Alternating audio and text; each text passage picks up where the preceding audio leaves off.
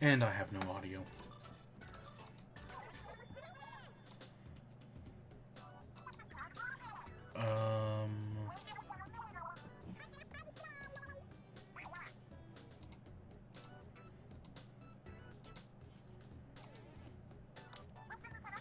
Okay, there we go.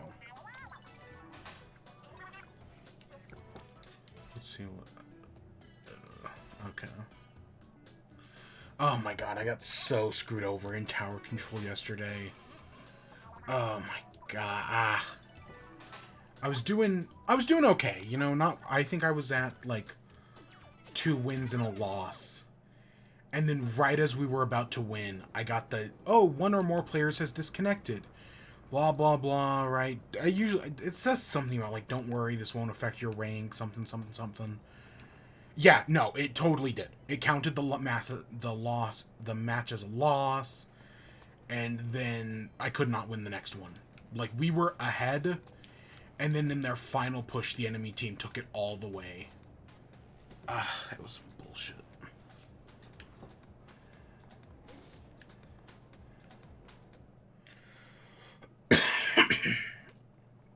So I've got some sort of cough or something.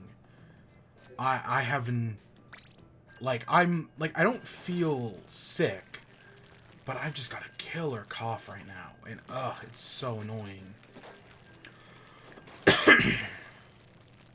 Ugh. So that's tonight.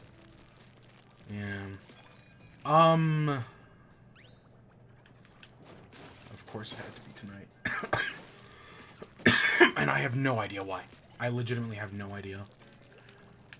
So we're using the big swig tonight because, why not? Since the last time we played, the balance patch did come out, the mid-season balance patch.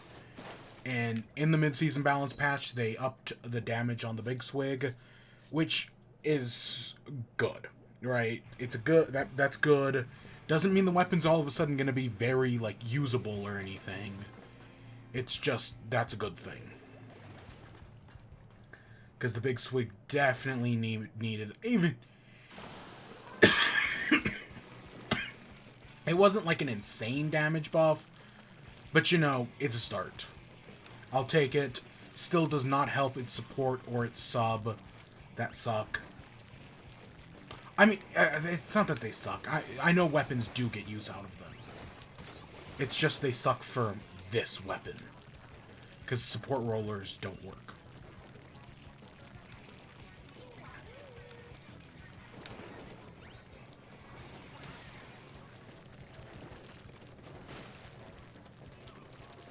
Trust me, this isn't the first time they've tried support roller. Can't remember. I think the last support roller was the Flinza. That sounds right in my head. And I don't remember what it was in the first game.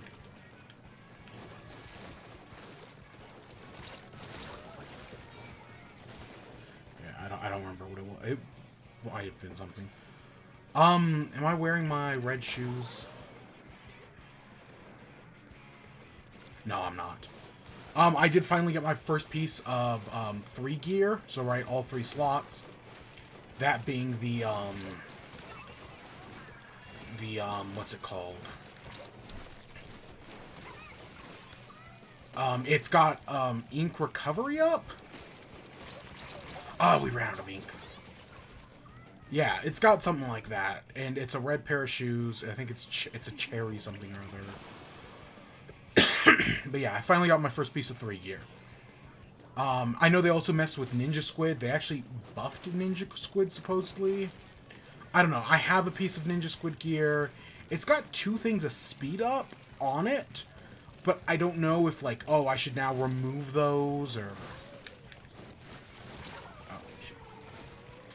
Right, because from what I understand, it now, like, before, to counteract Ninja Squid on a medium weight weapon, you would need 1 main and 4 subs of swing speed up. Now, to counteract it, from my understanding, you only need 1 main and 2 subs, which is a lot better, honestly. But I don't know if they can't be on the gear itself. I'm sure there's some sort of restriction there. I don't know.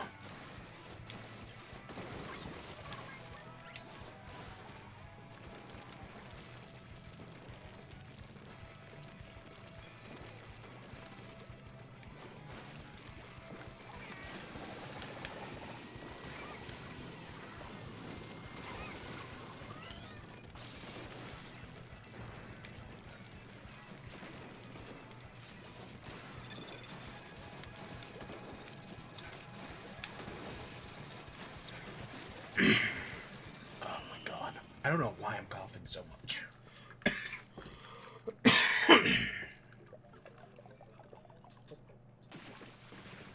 And tonight's a big night. We've got the new Owl House episode. And you better believe I did. Those red shoes. I know that's a different person, but yeah, I've got those exact red shoes. With a 3 ink recovery up. It was a pain to get, honestly.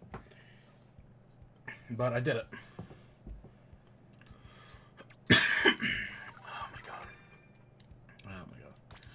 So tonight we're talking, we've got 2 news stories tonight, nothing major.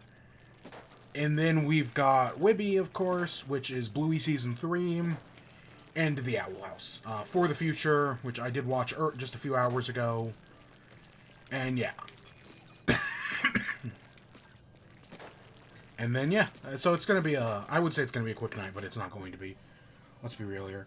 But let's get right into it. So first we're going to talk about Marvel's Avengers and the Suicide Squad. So Marvel's Avengers, recently it was announced by Square Enix that they will no longer be supporting the game as of September 30th.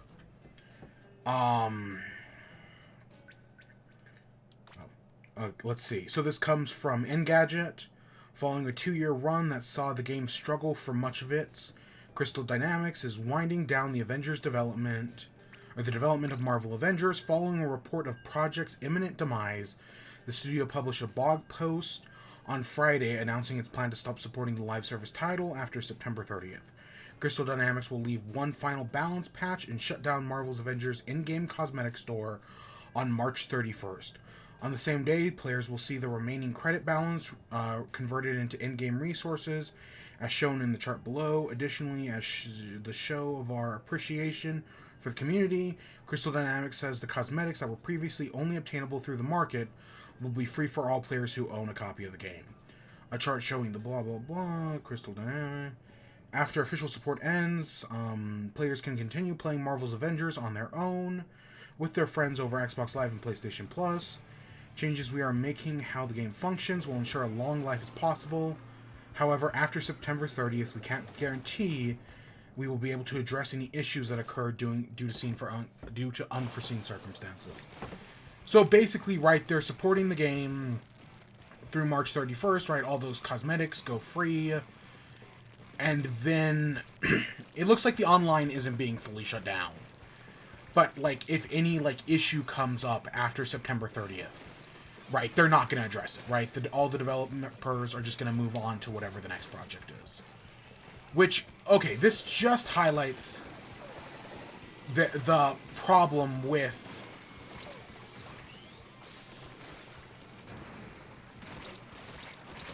live service games, right?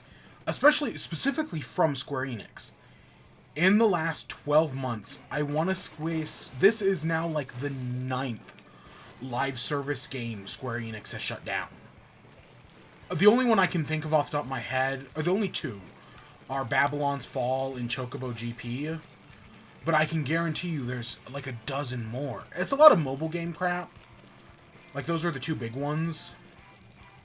But yeah, James Stephanie Sterling did a Jimquisition like 2 weeks ago talking about this problem with Square Enix, and that same day they put out that episode, Square Enix shut down another live service. So yeah, this is not something like new or whatnot. Square Enix keeps doing this. I know one of them was a Bravely Default game. I remember hearing that somewhere. But yeah, so this is just another game Square Enix is shutting down. Because they don't, right, like, these live services, they make what money they can in that short period, right? They feed off the whales, and then the second they're done, right, the second they stop making all that money, the company shut them down. Right? There's no profit incentive to keep them going. Which I know, right, I mean, like, I know I can use that to, like, talk about Nintendo's own live service problems. Like, Splatoon doesn't have any profit incentives. Which doesn't, right, like, any support Nintendo gives to it after the fact is just support they're giving to the game. Of course, that's not including a paid DLC that we know is coming later on down the line. But yeah, that, right, and same thing with Animal Crossing. Like, everyone was blown away by the fact that Nintendo only supported Animal Crossing for about like a year and a half, if that. Like, it really only got, yeah, like a year and a half of support, and that was it. Right? Which, like, when you have one of the most successful games of all time, right? Like, I'm pretty sure it's in the top, like... I bet it was in the top 50 best-selling games of all time. That would make sense. I would guess, anyways. I could be totally wrong about that. I know it's the second best-selling Switch game. Right behind only Mario Kart, which sold 50 million units. I mean, like, come on. But yeah, no, Nintendo, right, they're not, after that initial purchase and then later on the DLC, they're not making any money off of the game anymore. Of course, it's still less support. Of course, Splatoon gets more support than that. But yeah, no, that's how these companies work, right? Once the live services games are no longer bringing in the profit, we just shut them down. Which now brings us to... I mean, Gotham Knights is obviously going to get shut down eventually. Obviously. But, more specifically, another news story that broke this week was the Suicide Squad. A leaked screenshot from the Suicide Squad game came out that revealed, it's going to have a battle pass. And while I know the developer said, oh, it's only going to be a cosmetic battle pass, still a battle pass. Because every game nowadays has to be a live service, right? You can't just make some of the money, you have to make all the money in the world. Like, and again, we saw this problem with we talked about D&D doing this last week, right? It's not just of video games. Everything does this. But Suicide Squad, right? that could be a fun game, right? I feel like there is fun to be had there, but they're gonna turn it into another grindy live service that just takes all the fun out of the game. Of course, some people, right? Any game people can have fun with. Trust me. I've been around long enough to know that people will. But that doesn't excuse, right, them actually just potentially making a great game and adding a battle pass to ruin it. Even Splatoon here, right, it has a battle pass. It's a free battle pass. But, yeah, every week you come on and you do whatever's new on the battle pass that week. Or every season, I mean. Not every week. I mean, it incentivizes daily play. Because, again, video games don't want to be games. They don't want to be fun. They want to be second jobs. Because by becoming second jobs, you're more likely to spend money off them. Even though as a job, you should be making money from them. And while I know that is the thinking that leads us to fucking NFT games...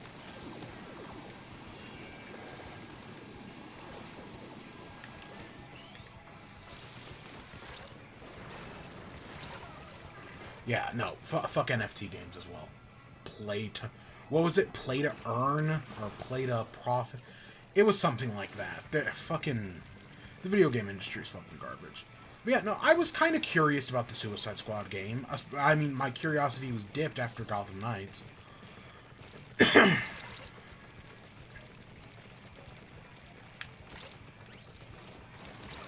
But, yeah, no, now I could give less of it.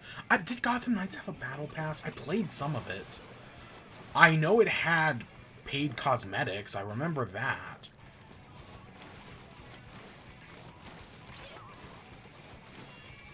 God, I got 3 hits. That took me 4 hits to get that guy. Oh, God. So, yeah, I'm not exactly too optimistic about this, right? And I know, right, Square Enix is the one shutting down all these games. But just because Square Enix is the main one doing it doesn't mean everybody else isn't also doing it. Right? Anthem, historically, right? Oh, they had this big, like, 2-year plan, roadmap. And then, boom, it was shut down within a year, I think. This happens all the time.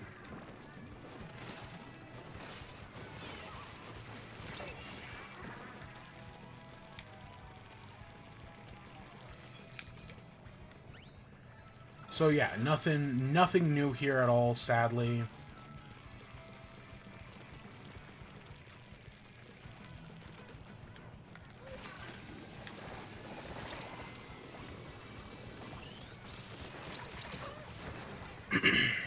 It's such a shame.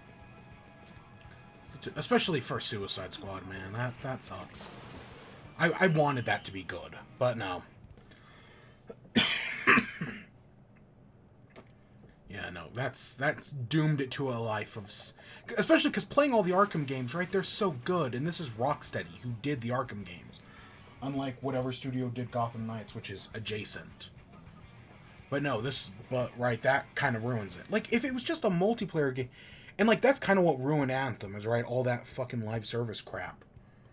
Like, it could have been an okay game, potentially. And that's what's going to ruin Gotham, or that's what's going to ruin this new one, is that, oh, it's going to have all this fucking live service crap that makes the game worse, because it makes the game grindier. That's what ruined Marvel's Avengers. Even though I do own Marvel's Avengers, and theoretically, I do want to check it out, just to do the story mode. I am curious about it, because I do own it. I literally got it for like a $5. Right? It's one of those games that I got that's like, oh, this will be on a shelf forever. Right? That, Fallout 76. Don't actually own Anthem. Sushi Strikers. Right? Every company does shit like... Every company makes these $5 games.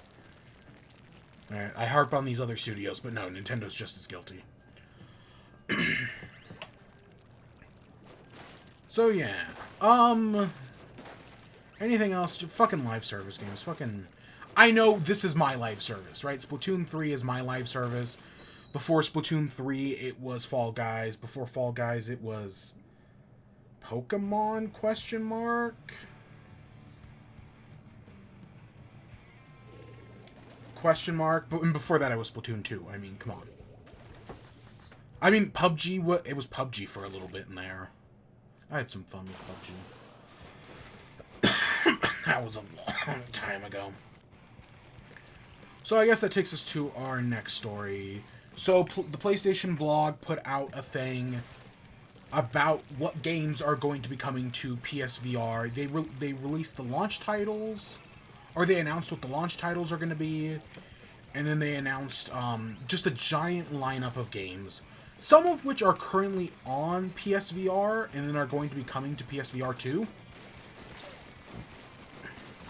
So for some of these, that's like, okay, good. Because, like, PlayStation, right, because we know the PSVR 2 isn't backwards compatible. So there was, like, some fear, like, oh, what games are going to get ported over and what games aren't. But no, there are some good ones. I want to say Moss and Moss 2 are both being ported over. I want to say both Job Simulator and Vacation Simulator are both getting ported over. I still think they need to get Half-Life Alyx on PSVR. We'll see. But yeah, don't know about... I think... Is it Thumper? I think Thumper's getting ported over. We don't know... Like... I don't know about Five Nights at Freddy's. Because honestly, that's a VR experience that I loved. I talked about that. Right? And I would love to see that. Right? Just more people. I know Scott Cawthon, right? I know, fucking... But it's a good fucking game, man. I had so much fun with that. Most fun I've had with FNAF since 4. I didn't hate Pizzeria Simulator. I just didn't really play it. I watched people. Honestly, 4 was the last game I really played. Technically 5 was. I just didn't like 5. Pizzeria Simulator was the last game I played.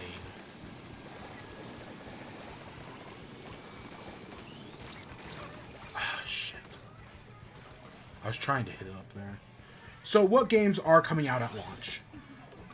Before Your Eyes, Kayak VR Mirage, Pavlov VR, Puzzling Palace, Song and Smoke Rekindled, Synth Riders, Thumper, NFL Pro Era, What the Bat, Res Infinite, Tetris Effect, Creed, and Last Clockwinder. I really only recognize 3 of those games, if I'm being completely honest. Thumper, which I remember hearing good things about. Actually, 4. Thumper and Res Infinite, right? I remember hearing good things about both of them.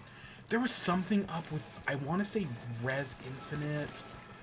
I don't remember what the details were. There was something, though. I don't remember. But What the Bat, that was a game that I was really disappointed wasn't coming to normal PSVR.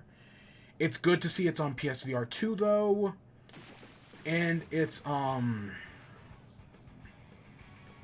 so that's a good one. Tetris Effect is also... Tetris Effect is a game I've been meaning to play for a long time now, and just never have. I'm really curious about Tetris Effect. I've heard nothing but great things, and I've never played it. I don't own it, even. I don't think I do. Let me check my list. Nope, I do not own it. But I've always been kind of curious about it. You know, I heard so many people talk about good things. It'd be a neat game to play VR on. But I never have.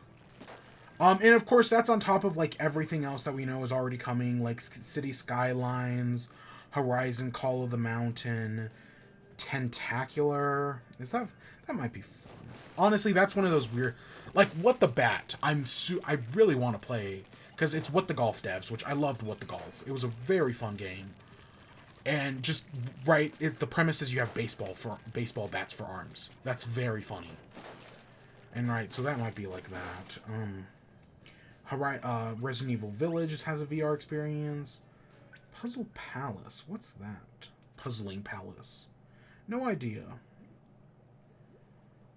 Pavlov, No Man's Sky, Gran Turismo 7, Moss and Moss Book 2. So yeah, there's some good stuff coming to PSVR. Does that justify buying a PSVR at the price point of the price of a PS5? Actually, I think it might be more expensive. No.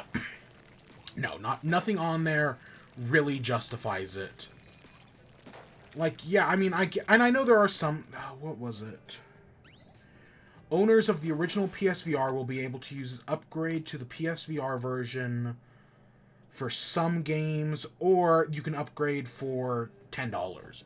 So basically, it's like upgrading games from, like, current gen console, or from, yeah, to current gen, where, like, all these studios were like, oh, did you buy Horizon on PS4, but now you want to upgrade it to, now you got a PS5 and you want to upgrade it? $10, please.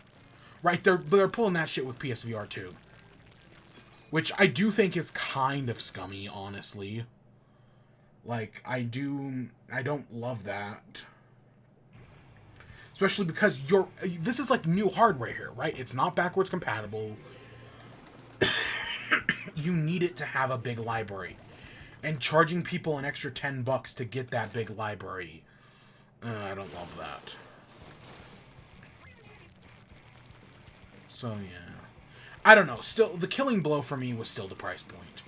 The price point for PSVR 2 is just too expensive. Where is 17? Oh, I saw something with the Nova, in the new patch with the Nova Splooshomatic. That is just wild.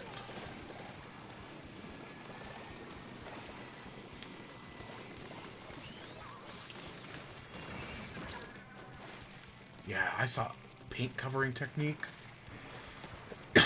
We'll try that out later. Still haven't really used the Snipe Writer. I saw somebody using it earlier. So yeah, I just, the price point just kills it for me. Because right, I picked up a normal PSVR. I got one for, did I even get it for $100? It might have been even less than that, honestly. But I picked one up and I've liked it, right? I haven't used it as nearly as much as I should. But so far the time I've spent with it, I've liked. With PSVR. And I'm kind of curious about all the improvements 2 makes. But, yeah, as of this moment, no. Right? Because I'm interested in VR as a concept, right? Like, I always heard people talk about how nauseous VR makes them.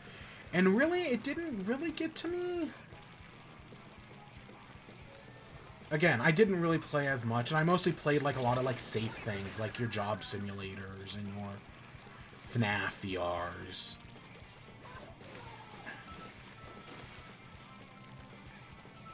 But I was curious. So, yeah, that comes out, I think PSVR is in March? That sounds right anyways.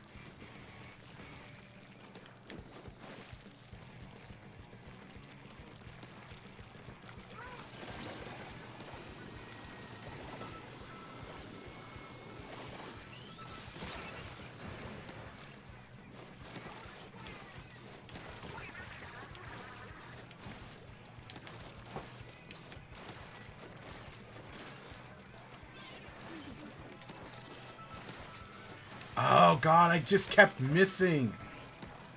I kept missing my shot.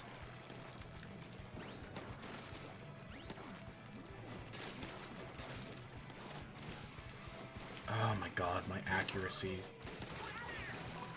That battle took way longer than it should have.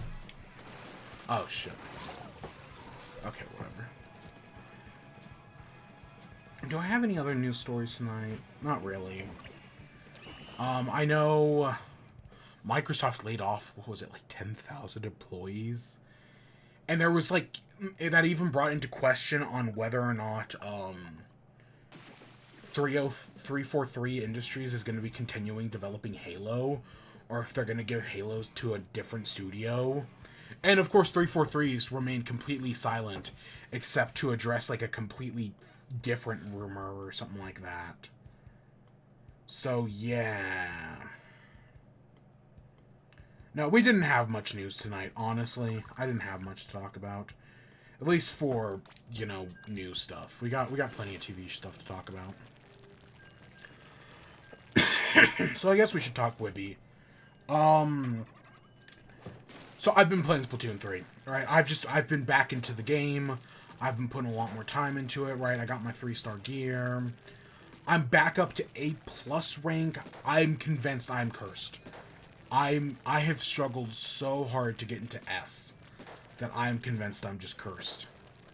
Because, right, even when things start seeming okay, they all just fall apart. And it's not like I'm, right, like, I started off today using the big swig. Because I knew we were playing Turf War. And Turf War is nothing, right? It's a mode that doesn't really matter what weapon you use.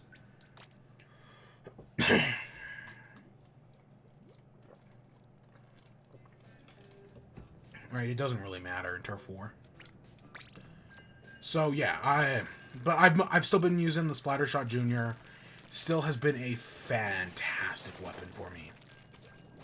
I've had so many great successes with it, including even though I treat it more like even though it's supposed to be treated more like a support weapon, my highest number of kills ever came from using it. So yeah, that happened in one match. But as weapons go, I really do enjoy it. I don't know, there's something about its simplicity that works really well for me.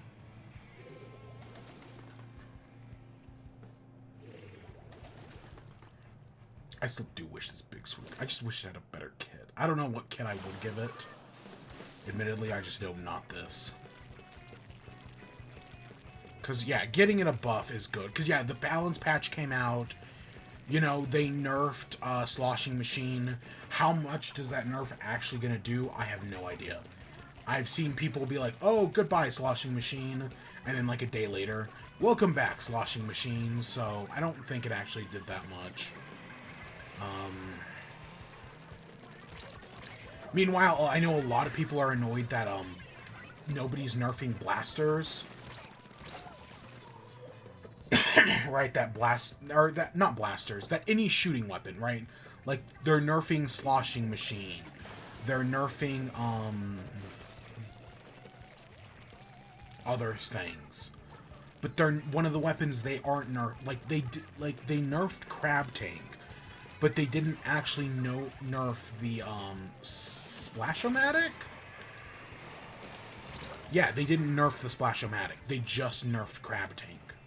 And not even that big of a... I mean, it was a nerf... It lasts like a second less now. It wasn't even that big of a nerf. Because instead, it seems like they want, like, the devs want, like, a different weapon. I want to say they want Tri-Strike to defeat Crab Tank as, like, a counter. And we'll see how that plays out. It might, but it also totally might not.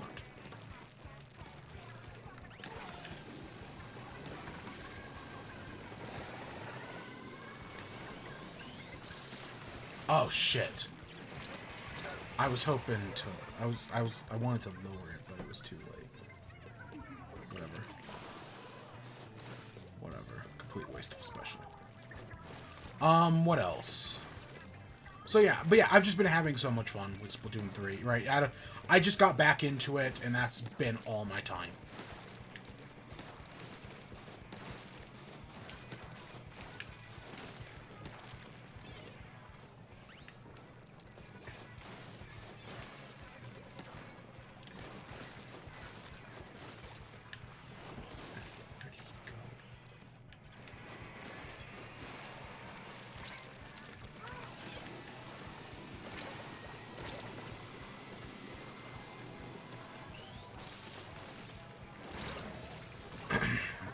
So yeah, I got my 3. And I know I should be working on more 3-slot gear, but I at least feel like I've got some pretty decent gear. I don't know, and I haven't really been. You know, it's funny. I use Ninja Squid so much in Splatoon 2, and I feel like I've been trying to avoid it in 3. Like, I feel like it's the safe option, for lack of a better word. So as a result, I don't want to use it. We lost. Does that make sense? Like, that's like, going back to old reliable. Right? It was kind of how I felt about the Splashomatic. Or the Splashomatic. Whichever one has the big nose, right? Right. I was like, yeah, I could go back to it. It is the safe weapon. And I did for a while. But, you know, you gotta use other stuff. Even if you're not good at it. Nautilus.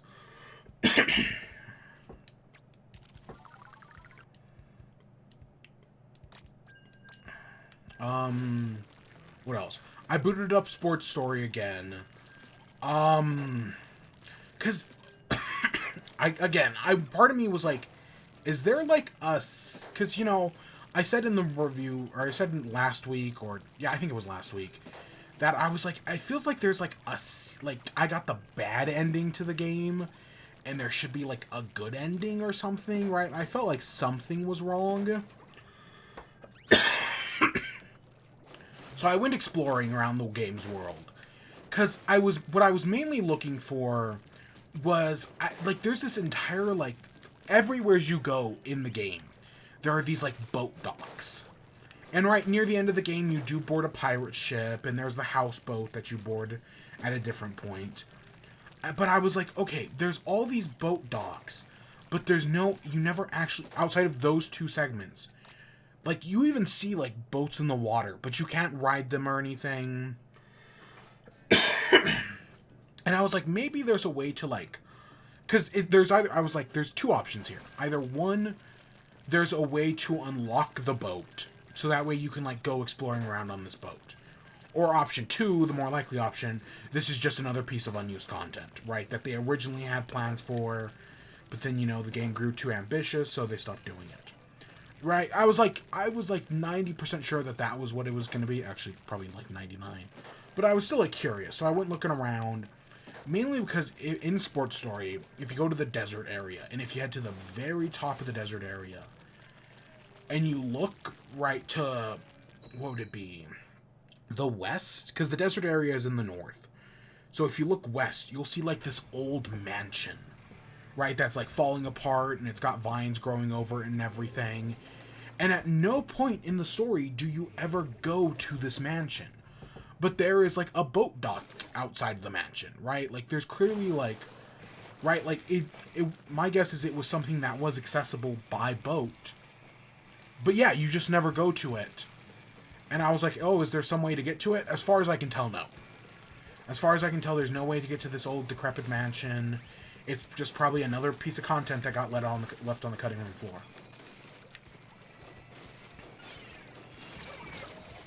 So yeah, that... I was just, you know, I was looking into that. I was curious. I was going to see if I could find anything. And I didn't find anything. So that's just another disappointment, I guess. I mean, it's not disappointment. It's just, like, I was curious, right? Because... Right, like, because, I think also the magical island, you can actually see north of the desert early on. Right, when you go to the desert, you can actually see the magic island. But you can't actually go to the magic island until you get to the end of the game. And then you don't fucking do anything there. I mean, you do the Decasportathlon, but, again, it's just such a disappointment. So, yeah. I looked up somebody else's... Because I saw somebody else's playthrough. I saw Ray's playthrough of the game. And it was like, oh yeah, Ray's playthrough of the game took about as long as mine did. I thought. So I was like, oh, let's see if he did something different. Or, right? He didn't even get as far in the same amount of time. Because he did the Tennis Academy earlier than I did. Like, much earlier. But other than that, like, in the same amount of time... I don't even think he ever got to the desert. I think he got to the fishing area, which is right the area before the desert. So yeah, that was a whole thing where I was like, huh, okay. Maybe I was just fast at the game, you know? But I would, right, because he's been the only other like, outside of, like, looking up, like, the playthroughs with, like, no commentary, he's been the only other, like, major source I've seen do it. And yeah, I thought he had finished the game. Just based on, yeah, his video length, his stream archive length, that, yeah, like 10-ish hours. I was just like, yeah, that makes sense. But nope. Much to my surprise, he had not.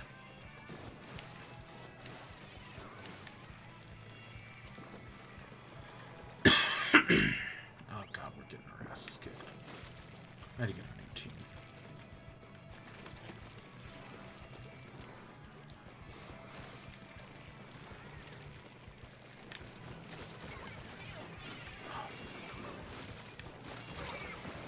Holy shit. Oh, baby, a triple. We might actually be fine.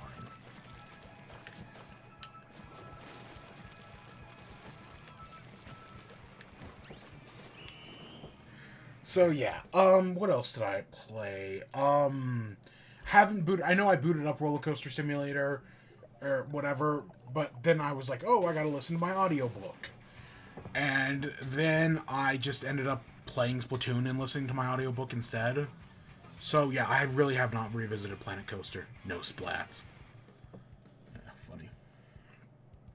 So yeah, I have not revisited Planet Coaster. It's something that I should do.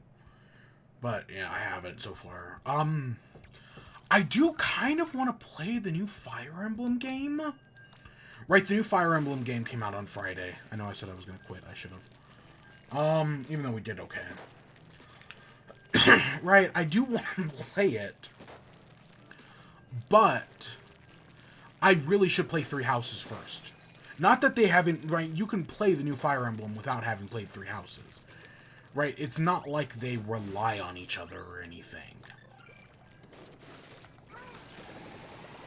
You know? So I really should play the new, I really should play Three Houses, because I am kind of curious. But I also am like, oh god, it's a Fire Emblem game. Permadeath. I know you can play it without permadeath, but Fire Emblem fans, man. Let's just say I had a bad experience around the time Awakening came out. Even though I enjoyed what I played of Awakening. But no, I really should play Three Houses. I could play one of the Warriors games. Alright, I do own Fire... Technically, that was the first Fire Emblem game on Switch, and I do own it, because I think I picked it up for a $5 a few years back. Because, yeah, Fire Emblems are one of the few Nintendo games to go on sale. At least in my experience. But I fully do expect this to be the best performing Fire Emblem game yet. Just makes sense. But no, so I have not... I own Three Houses. I haven't played it. I really should, but I'm not going to probably. Not anytime soon anyways. Even though I should. I also kind of want to play Horizon. But I don't think I will either. Yeah, I'm kind of curious about that.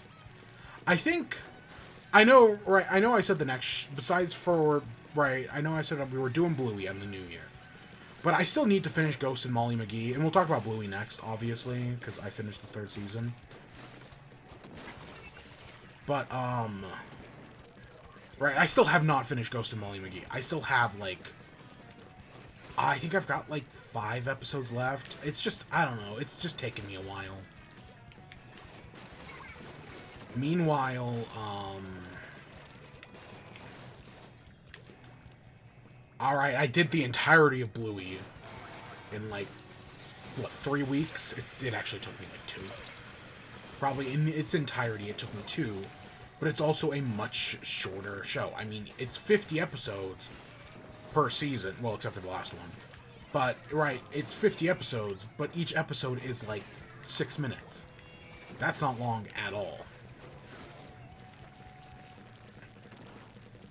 That's an easy thing to work through. Especially once you get to the 2nd season. I felt like the show's pace picked up a lot in the 2nd season. Ah, shit, 2 hits. 2 hits. Ah, I always forget that. I'm so used to Flingza where it's only one. Because I don't play Carbon that much. Like, I've played it a little bit just to play it.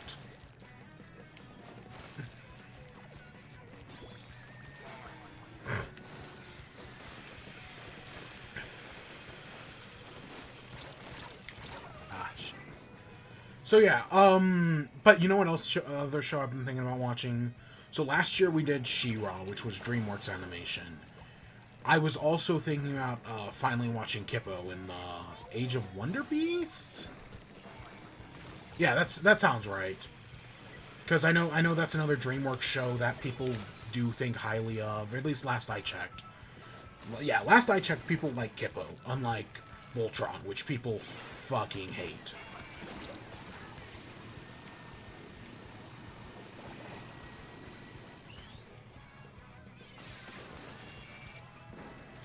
Yeah, last I checked, people fucking hate Voltron. Specifically because of its last season. Like, I'm sure people had problems with it before that, but I remember its last season just being awful. At least from what I had heard.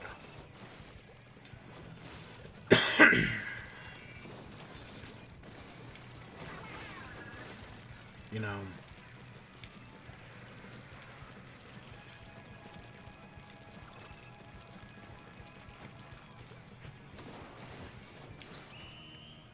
So yeah, I've been thinking about that. Maybe I'll start... How many seasons does that have? I'll look it up real quick. So maybe that'll be the show we talk about next. Maybe.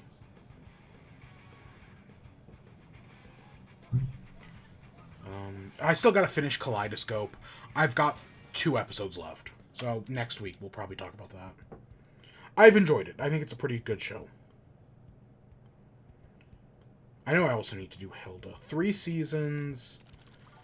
probably 10 episodes a season. Okay, that's not bad at all. Yeah, that's not bad at all. Maybe we'll do that. Maybe I'll do that. I'll finish Kaleidoscope, yeah. I'll do that eventually.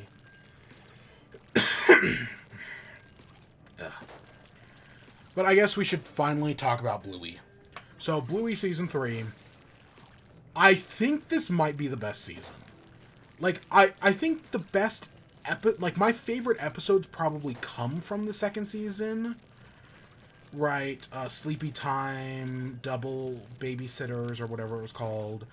Flatlands, Granddad, right? Some of my favorite episodes are in the second season. But I think the third season's overall quality is really good. Like, I'm overall impressed with, like, how many good episodes there are in the third season. It is technically shorter. On Disney Plus, I want to say there are only, like, 27 episodes. I want to say they're missing, like, 11 episodes. So they are missing a few episodes, that's for sure. But, you know, that kind of... I don't know why. Because, like, they've got... One of the last episodes, Family Meeting, was, like, either the last or the second to last episode of Season 3. And they've got that one on Disney Plus, but they're missing, like, a bunch of other ones from, like, before then. So, yeah, there's just this weird gap where they're missing, like, I don't know, like, 10, 11 episodes, and I don't get that. But, yeah, that's... So, that's a whole thing.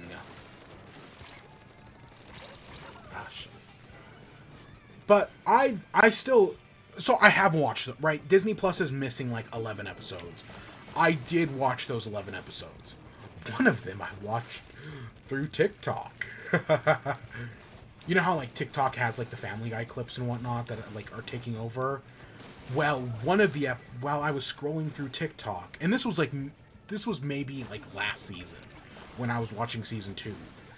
Because Bluey episodes are, like, 6 minutes, people have just been uploading entire episodes. And I don't entirely love that, honestly.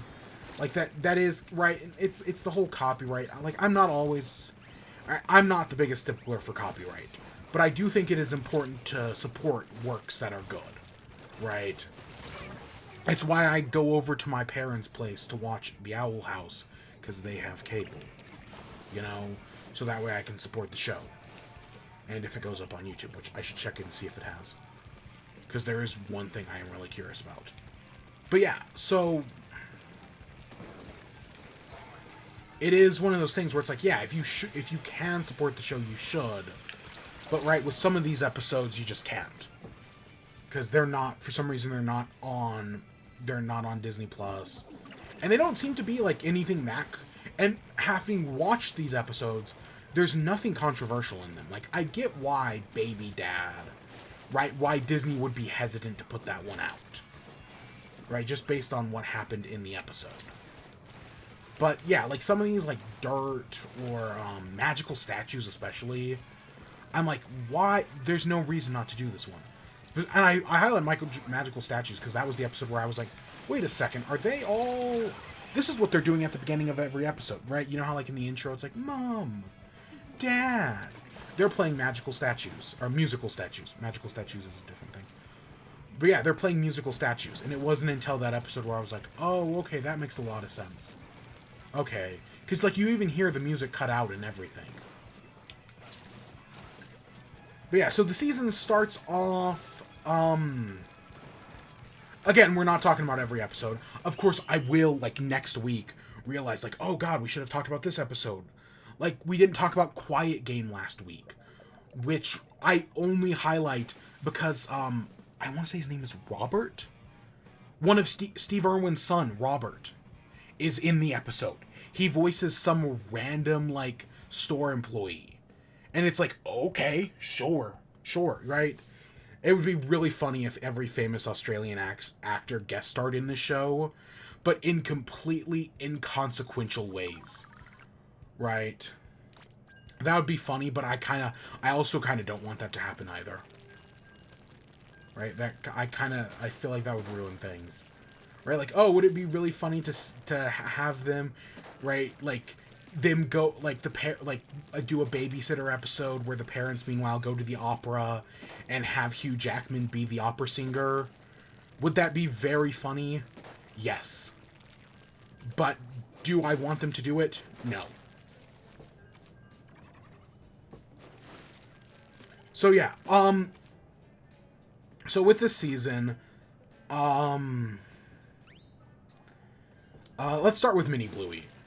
It's just a cute episode. It's a cute episode, right, where they get the paint, and they look like each other, and then you get that really good moment where it's like, 2 bingos, oh, I could get used to this, and then Bluey gets all sad. Oh, I love that. That's a great little moment, but then the parents are like, oh no, 2 bingos would be great. Like, really, could you imagine that once the kids run off? But no, it's a really sweet episode, and then I love it. I was like, oh, they're gonna switch at the end of the episode, and sure enough, they do, and it's fantastic. So yeah, great little episode there. The next episode is Unicourse. So I had been told that Unicourse was really good. Right? That Unicourse is like one of the great episodes. I actually rewatched it today. Just to kind of be... I actually rewatched it today. Just because I was like, maybe I didn't give the episode a good enough shot. And, like, technically it is really good. Like, it teaches that lesson, like, you should teach to, I know we say we should teach it to little girls, but, you know, little boys need to learn it as well. That, right, you can't always fix him, right? No matter what you try, that scummy guy, you can't always fix. Because Unicourse is, right, this annoying little puppet that the mom just hates. That's her, like, breaking point, is when Unicourse gets, like, really annoying. Oh, shit. But it is. So, like, that part's fun, you know, the little story, the dad actually being Unicourse. I was like, I guess this is a fine episode. But I definitely wasn't, like, for people saying it was so good, I definitely wasn't blown away by it. That's for sure. I actually kind of like the second Unicourse episode, where Unicourse is trying to impress the mom, right, until Unicourse finds out the mom is married. I thought that one was a lot. I actually kind of like that one more, even though I definitely would say the message of the original Unicourse is stronger. So I wasn't too impressed with it, right, for as good as people were saying it was. Yeah. But the next episode, Curry Quest, really impressed me. Because it's the hero's journey, right? It's the mom teaching Bluey about the hero's journey, while Bandit and Bingo go out to deliver some curry on their curry quest. And you know, like, the first time I was introduced to the hero's journey was probably high school, right? That's the first time I can really remember talking about it. And then, you know, I did a bunch of shit within college and wrote an entire freaking dissertation on it, but that's another story for another day. To see this kids show talk about it and have, you know, a really good understanding of it and explain it in a way that I think kids could understand, I actually found really impressive. I really liked Curry Quest. I liked the fact that, that throughout the entire thing, there's this looming thing about the dad going away for, what is it, like 6 weeks? It's something like that. Which, what do the parents do? I'm pretty sure the dad's an archaeologist. I want to say at some point they said the dad is an archaeologist. I mean, I think they literally have a fossil hanging over their living room. Yeah, I want to say the dad is an archaeologist. And he might even have a PhD. That's another thing as well. But that's speculation on my part. I actually think he does. I don't know. You better believe I'm not looking at fan wikis. No, I only go so far. But yeah, so the dad...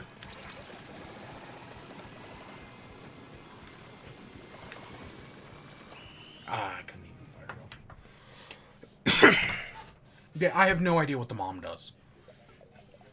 But yeah, no, Curry Quest was actually really good understanding of the hero's journey, and I thoroughly enjoyed it. Right, the solution of them getting face paints on the back of their head, I saw it coming, but I love that. I think that's adorable. And then, right, actually having the ending, right, Bluey is knitting or crocheting the scarf, and then we cut to, like, the 6 weeks later, and the scarf's, like, fully complete. That's a great little moment. And then the next episode, Magic, I also thought was very good. Right, the show has a good understanding of the hero's journey. It also has a better understanding of Star Wars than most Star Wars fans. Yeah, because Magic is, right, Bluey teaches Bingo magic, which, you know, forces people to play with you, but they can't use magic for cheekiness. So it literally becomes the mom is on the light side, and Bluey's on the dark side, and Bingo's trying to choose between the two. Meanwhile, I love that the dad can't do magic. Like, at the end, he's all like, oh, I wish I could do magic. That's really funny. But yeah, no, Magic was a fantastic episode. I love them playing. I love them like, oh yeah, we'll agree to the rules. Tomorrow, let's use magic for cheekiness. Bingo, join me. Join the cheeky side. Join the side of goodness. Bingo. And then the end. And then the ending.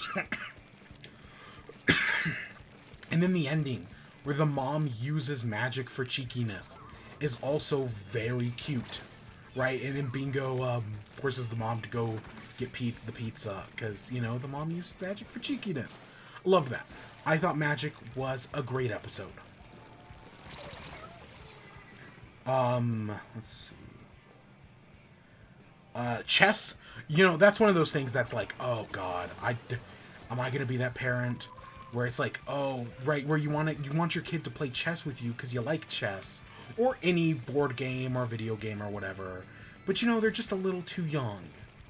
Right, that's one of those things where it's like, oh god, am I gonna do that? But no, so yeah, that's that. The next episode, Sheepdog. So when when making the decision to watch this show, there were 3 clips that convinced me to watch it. And interestingly, all 3 clips were from this season. One of the clips is this episode, right? The opening of this episode. It's like, girls, I'm back from my haircut. Okay, dinner's in the slow cooker, and I just need everyone to leave me alone for 20 minutes. Aw, come on, girls, daddy-daughter playtime. Yay! And you have a mullet. Oh, but she said they were cool. That little bit is, right, that's one of the 3 clips that convinced me to watch this show. I think it's a great clip. And the episode itself, right, the dad is playing sheepdog to try to, you know, get the kids to not bother the mom. But, you know, Bluey just wants to pester the mom. And then Wendy, the neighbor, gets involved and ends up basically, like, as a sheepdog, the dad disturbs Wendy. So as punishment, he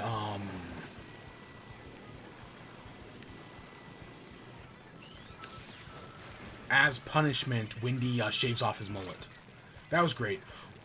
We don't, besides for the end, one of the final episodes of the season, Dirt, this is the first time we see Judo again, but Judo's mom gets a lot more presence this season. She's got like 3 episodes, including, again, the final one. I said it right, I like Judo, I thought she was cute, I love Dirt, we'll talk about it. But Wendy's mom is the Ned Flanders of the show.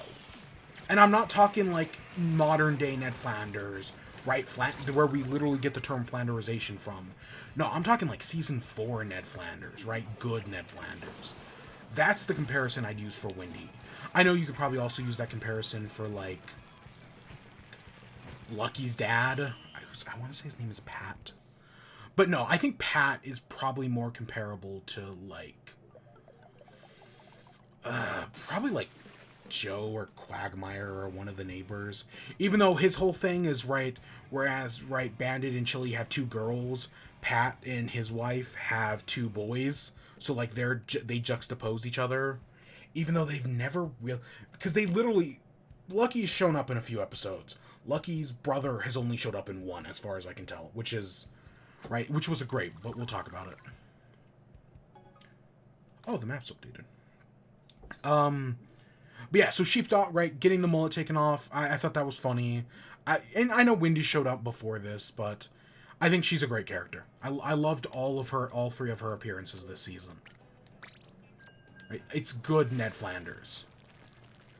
I did not like Pass the Parcel. Right, so Lucky's dad, and, right, they're playing Pass the Parcel... But at every turn, right, every kid that gets the parcel opens it up to get their own gift. So it's all the kids get included, right? And I know this comes down to one of those, like, participation award things. That, right, each kid getting a little gift is a participation award. But then Lucky's dad is like, oh, back when we played it, only 1 kid got a gift. So he does that. And then, right, the one kid who gets the gift really likes it, while the other kids are disappointed. And then, right, the kid that won, it's their birthday party next, so they do Lucky's dad's way. And then that just keeps going until everybody wins but Bingo, like, the lesson is a good one, right, that you can't always win.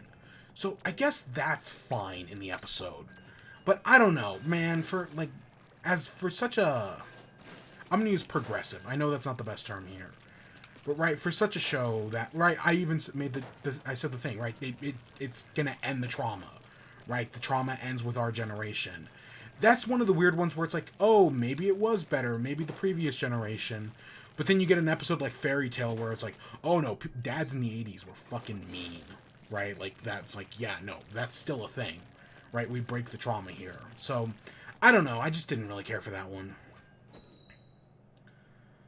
Perfect was a cute episode, right? Oh, you can't always be perfect. Good lesson. Phones, with the granddad trying to understand phones and apps and just not getting it, but then at the end makes an app to catch the crocodile. That was very fun. That was a very fun little bit. I liked Granddad in the second season of the episode. So I'm glad we get to see him again. And yeah, I thought Granddad was a very cute episode. Pavlova, oh my god. You know, I didn't bring up the Unicorse. It's got okay, I wasn't too impressed with the episode. I thought it was good, but you know, I wasn't like blown away. But the joke where Unicorse, it's like, what do you eat, Unicorse? Children. Great bit. And then in this episode where, Bandit pours ketchup on the Pavlova, also a great little bit. I thought that was hilarious.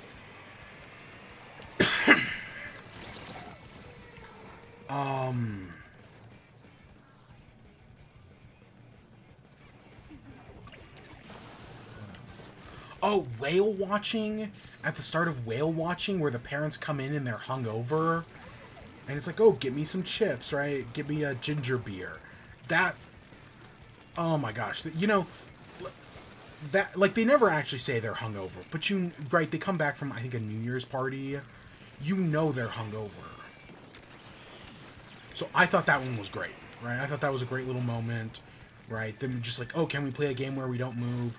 Because that's what I liked about, was it Mom and Dad, where it's like, oh, we got to play a game where we don't move, but we don't have time before bedtime. So that was funny. Facey talk. Okay, so right, I said, Sheepdog was one clip. The clip of Muffin in Facey talk making the cowboy hat and running away from Stripe was hilarious. Right, and then getting on the phone and continuing. That was a great moment. The entirety of Facey talk is fantastic. Muffin's cowboy hat. When Stripe and his wife, whose name I don't remember, started having an argument, and the dad's like, "Oh, kids, mute the tablet for me." Right? You shouldn't be listening in on their private conversation like that. That was a great moment. The whole the fact that Socks is just playing on the tablet the entire time. That's great. Facey Talk was a fantastic episode.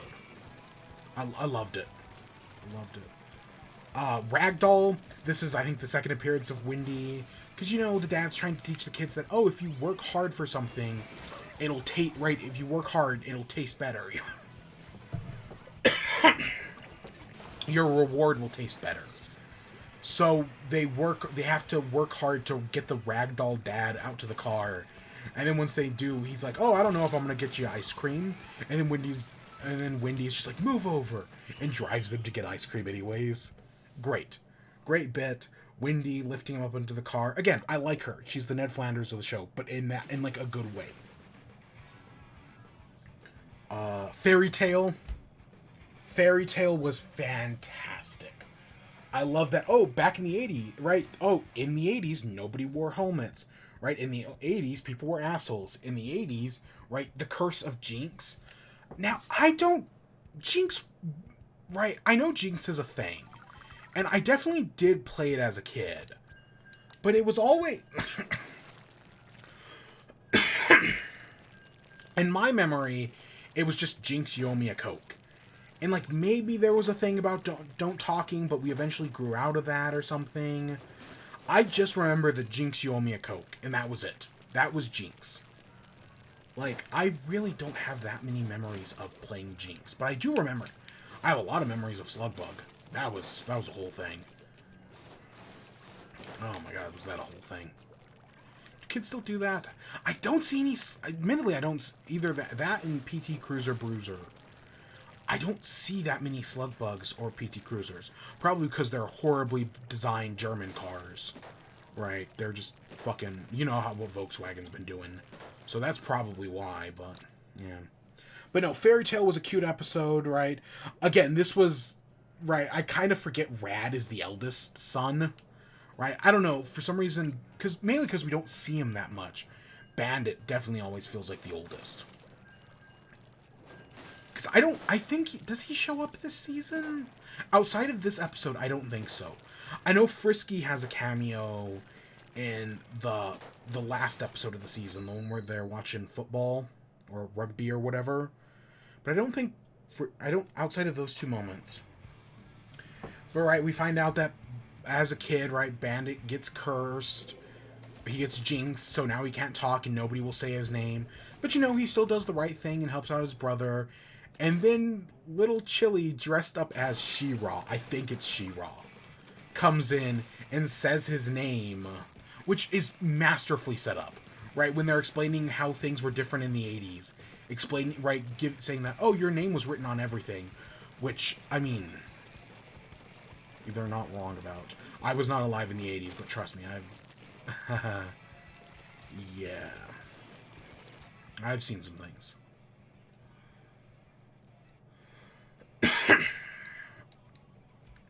But, right, that's how he gets unjinxed. And the mom comes in and is like, I have no memory of that. Because, right, you see those stories all the time. Like, there's the one about, where it's, like, this couple that were both, like, on, like, vacation. And, like, they in the background of their pictures, they have each other in them. And it's like, oh, that's... Right? So shit like this does happen. But I thought that was a very cute moment. I really liked Fairy Tale. Smoochie Kiss was cute. right? And how it turns from them protecting the dad to them protecting the mom. Family Meeting. I know Family Meeting was one of the episodes banned from Disney Plus for a little bit. Because they're instead of saying who farted, it's who fluffied, right? They use fluffy instead of fart. And I know Disney was like, nope, nope. And I think there's another episode called Fluffied. But no, like that was a good episode. That was fun. And that's all the episodes on Disney Plus. So what about the episodes not on Disney Plus? I do not have an episode list. But I have my shoddy memory that, you know, can't remember anything. So we'll see. I'll do my best. Right, I talked about magical statues, or musical statues. That's what they're doing in the intro of every episode, and it wasn't until that episode where I was like, oh, that makes sense. I haven't talked about the music in this show either. I love the music in this show. Right, I think it was Fruit Bats? The song in Fruit Bats got stuck in my head for like 2 days after I watched that episode. So the music is very good in this show.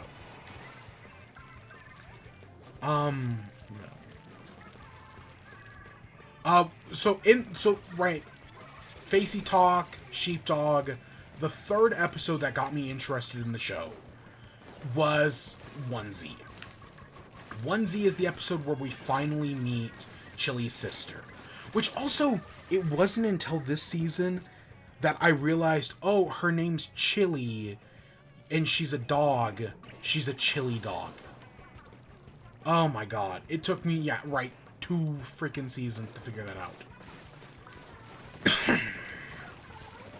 But so we finally meet Chili's sister, who we've seen in the background for a while now. But we finally meet her. Her name is... It's not Delilah. It's Brandy. Her name is Brandy. And she hasn't seen the kids in 4 years. The whole plot of the episode is, right, Bingo gets the onesie of the cheetah, and that makes her start acting like a cheetah, and she eats the dad at one point. And Bluey coming up to the dad and being like, oh, hide me. No, I can't. I've been eaten. That was great. Because throughout the rest of the episode, he's just behind the car on his phone playing dead. That was funny. But the speech with Bluey and Chili talking about, right, oh, if there's one thing you really want that you can never have, that's Aunt Chili, right? There's something she wants more than anything, but she can never have it. I do not know if she is the older sister or the younger sister. I do not know. But either way, I think the point is still extremely valid. And yeah, that's why she hasn't been around, because, you know, it's hard. Her sister has kids, and she will never be able to have them. And I know, oh, well, she could adopt. And you know what? Future episode. In this first episode, they still handle it fantastically. You get great moments, right? There's the moment where she wants to leave, but she doesn't because she gets attacked. And then, right, we get the whole speech, and then her sister comes out and talks to her, and it's like, no, it's good that you're here, right? It's not going to be easy, but, you know, it's good. So that was a fantastic episode. I'd seen the clip of Chili giving the speech before. That's why I knew about it. In the bit at the beginning with, oh, you look just like your dad, and you look just like me. Right, I'd seen that clip as well. Fantastic episode. But yeah, I like the families, man. What can I say? I like Bandit's brothers. I like Chili's sister and dad. Nana is, she's fine. You know, she does her job. I'm still surprised they killed off the dad without ever even, like, addressing it a little bit.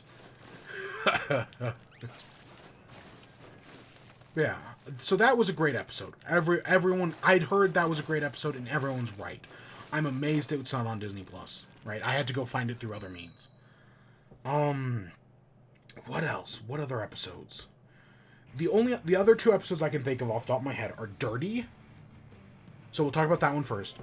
Dirty is, they get a pile of, like, dirt outside their house. For what reason?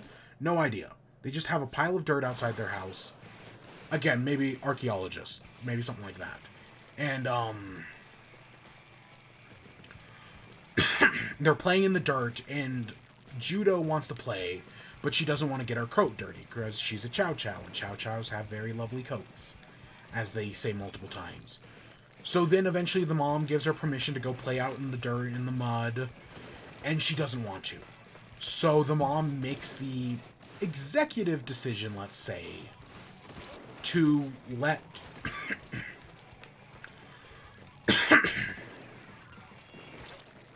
yeah, the mom makes... the executive decision. Let's go with that. And she shaves off all of her fur. And then she shaves off Judo's. And I love the dad just like, oh, Wendy's gone crazy. But it is such an endearing moment, man. My heart just melted when it happened. I definitely... The different design, the shaved design, that definitely isn't as good. But, you know, it's the point of the episode is still very strong. Just shows how great of a mom Wendy is. So I thoroughly enjoyed it. I thoroughly enjoyed the episode. I loved that bit, right? Everything about it. And then the other episode I remember is, I want to say the final episode of the season with, they're watching the rugby game. And everybody, the mom is at the rugby game with Frisky and, Stripe's wife, Muffin's mom. But the dad's there. And there's a whole subplot with Bingo wanting to see the mom. And that's very cute. Right, on TV. But then, so everyone's supporting the red team. Except for Lucky's mom. Who, right, she's from somewhere else. So she supports the blue team. And then you get a really heartbreaking moment. Where, right, I think it's Lucky's younger brother? I don't think it's Lucky. I think it's the younger brother. Has to choose, like, oh, do they want to continue watching the game at the mom's or with the dad? And he chooses the mom, or he chooses the dad. He chooses the dad, and the mom is just heartbroken, especially because after that her team starts to lose. And I was just like, oh, that's the saddest thing. Oh my gosh. But then you still get a happy ending where you find out that next week, oh, everyone's supporting the green and yellow team. Because, right, they're all on the same sides for that one. So it still has a happy ending. But for that moment, oh, it just broke my heart. Still, nothing, right, I've still only cried once in this entire show. Right, the only episode to get me to cry is still Granddad. I should say that.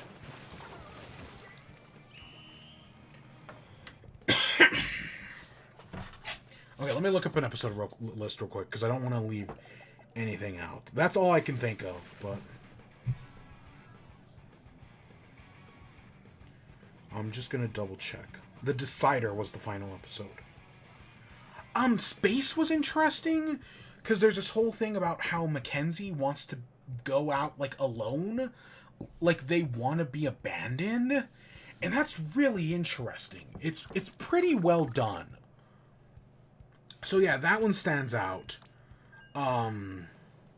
Turtle Boy has a dog that uses sign language, and that's cute, right? That's a cute, well done episode, especially because they're trading back and forth Turtle Boy without even realizing it.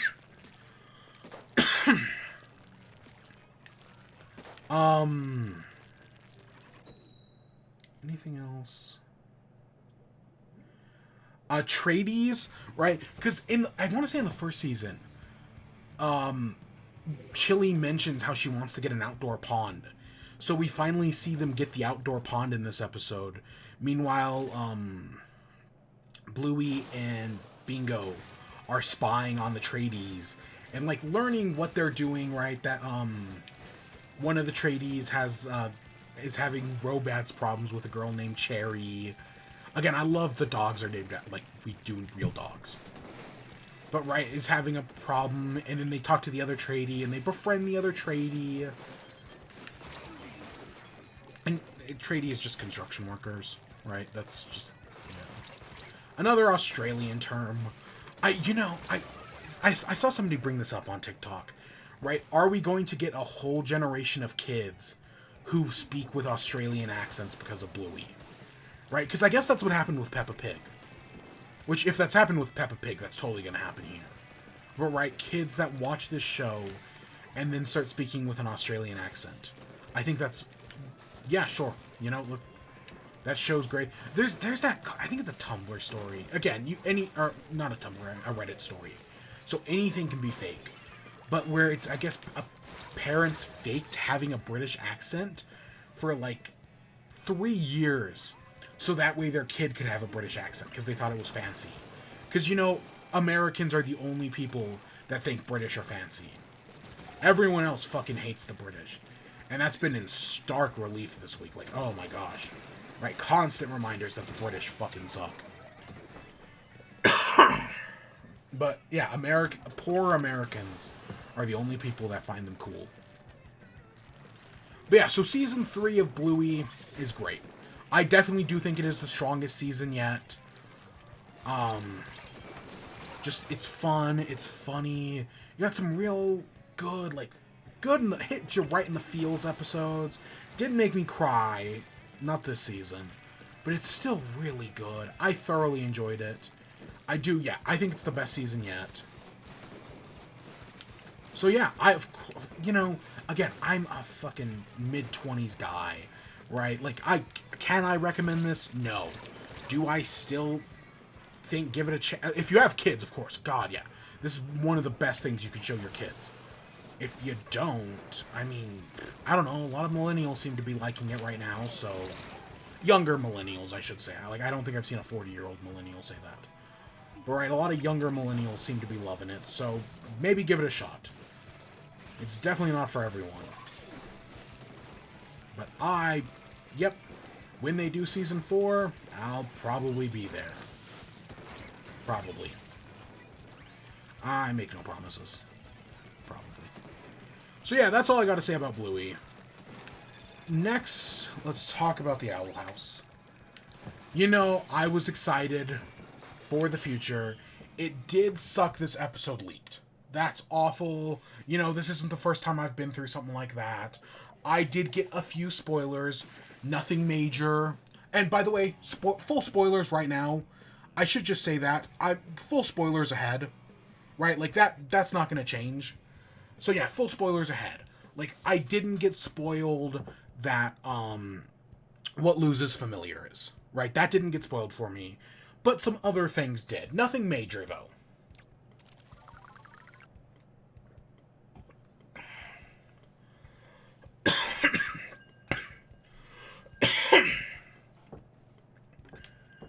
So, loses familiar.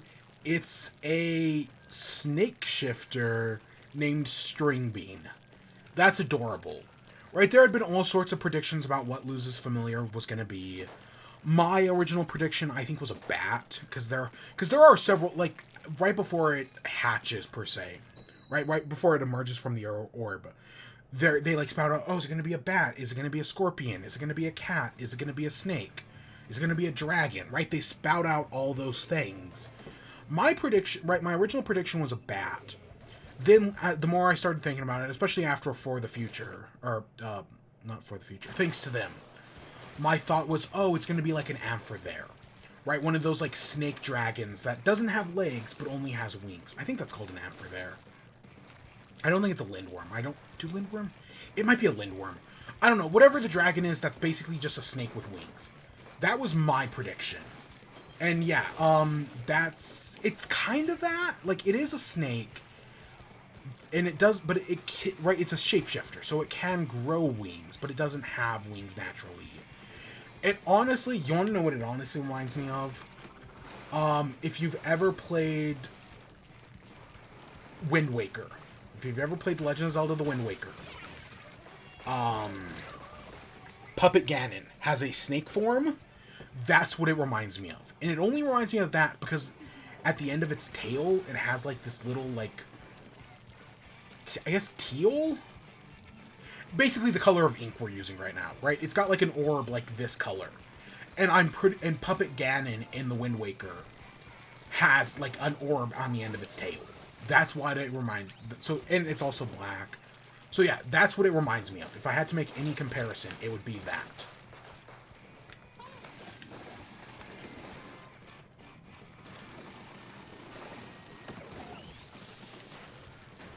So yeah, if I had to compare it to anything... the rest of the episode, I think it's a good episode. I do not think it's as good as Thanks to Them, but it is still a very good episode. We're back in the demon world. We learn that the Collector has turned tons of people into puppets and is playing make-believe, right? All the characters people hate all get, like, punished in this one, right? Odalia is working for the Collector and is just kind of, right, doing all his, like, chores and whatnot. What's her name? Not Snagrit.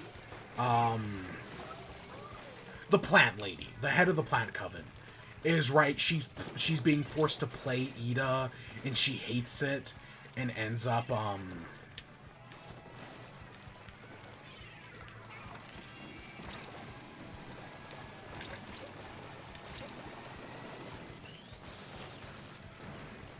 she hates playing.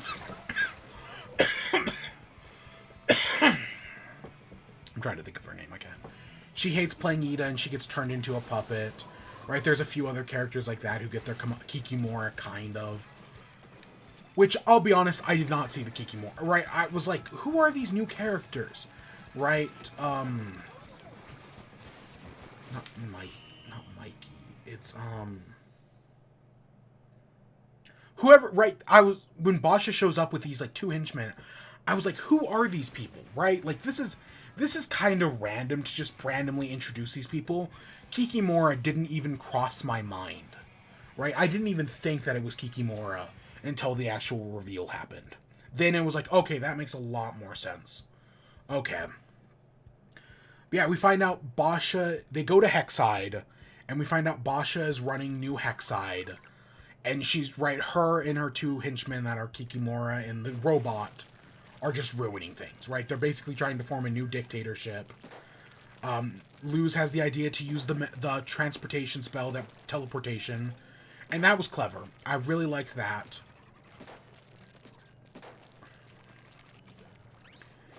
And so they try to extract it from the memories. Meanwhile, we find out, right, King is taking care of the Collector. Reads the Collector, like, a book about the history of Collectors. And that's a page I'm definitely going to have to look back for. Because, right, there's, like, text, like, scribbled out. But it's clearly still readable. It just went by too fast, like, that I didn't actually get time to read it, like, all of it. So that's definitely, like, a still image I'm going to have to look back at later.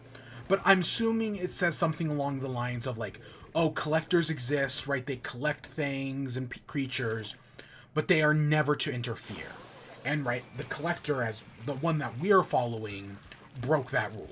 That's why, right, that's why he's got it crossed out, because he broke it. Maybe because he is the last Collector? Right, because, right, King is the last Titan. And it, right, like, there were things, like, because previously we saw the Collector and the Owl Beast. And we had seen, right, the Collector started this cult to kill all the Titans, to get all the Titan Trappers. But it seems now, what if that wasn't the Collector, the one we're following, but a completely different Collector, right? Because it's like a whole species of creatures. So that's definitely what I'm thinking now.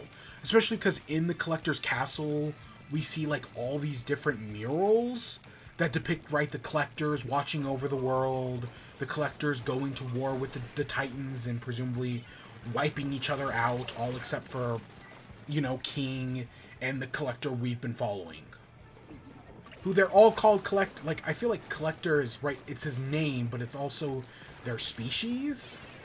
So that makes things a lot more complicated. At least that's what it sounds like anyways. Because we see more than one Collector. Like, Collector isn't just like a reincarnation thing. It's not like the Avatar. At least I don't think so. But, right, it is fitting that, right, there are these, right, that, oh, the last Collector and the last Titan are both children. Right, there's a bunch of stuff that are like, yeah, these are fitting allusions. When Bellows is, like, trying to find himself a new body, and he keeps seeing Caleb's ghost with a dagger over his head, Which I know, like, oh, you could say, oh, it's like the Sword of Damocles or something like that. No, it's actually an allusion to fucking Macbeth, with the bloody dagger pointing towards your murder. Yeah, that's what that is. Because I don't think he's not actually seeing, like, a ghost. It's his hallucination, which is what it is in Macbeth. So, yeah.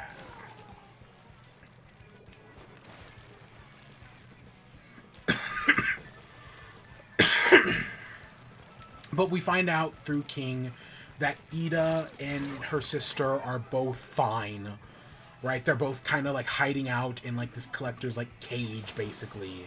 That all the Coven heads are standing guard as statues or puppets or whatever. They find Hootie, and they take Hootie back to Lilith, who is able to get him to speak, which definitely does make me think that, oh, the collector's magic can be undone with love, right? That's definitely where I'm thinking this is going, that the collector's magic can be undone with love. That's why, right, Lilith was able to cry and undo the collector, right, undo the spell over Hootie, or at least allow him to talk for a second. There's something there. That's going to be a solution in the next episode, right? Wow, that was close. Oh my god.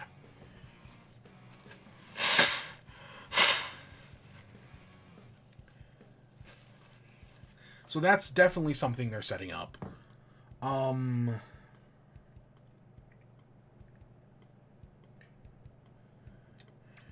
At the school, they all get thrown in the detention pit.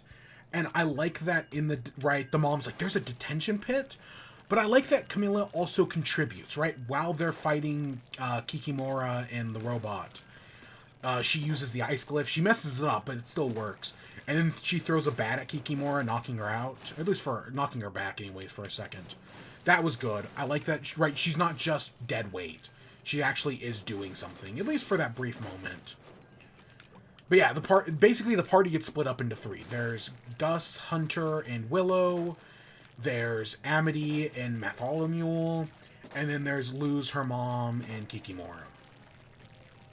So I guess let's talk about those in order. So the Willow stuff is very good.